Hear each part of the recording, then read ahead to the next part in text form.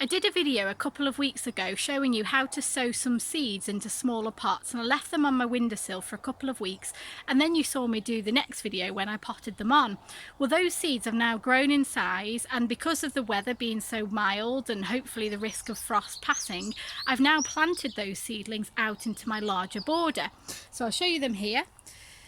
These are my squash plants, which are now settling in well. I water those every few days if I can with the water butt, but if not, unfortunately, through the garden tap. And then these are my garden peas. And that over there is my rhubarb. If you remember, I took my rhubarb out of the other border and moved it into here in its more permanent position. Now the peas will grow up these canes here, and hopefully we'll be able to harvest those in a few weeks' time. But the squash, I'm also going to grow those up these canes. Squash often ramble across the soil, but I'm going to grow them up here just to make it easier and give myself a little bit more space.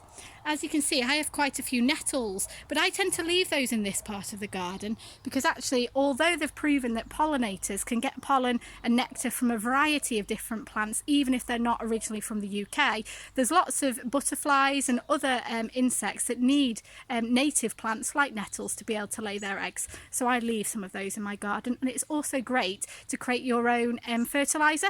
So if you get those nettles later in the year when the eggs will have hatched, and trim them down and put them in a bucket with some water and leave them a couple of weeks until that water's turned green, you can then dilute that in your watering can, and it's great for helping support and improve these plants.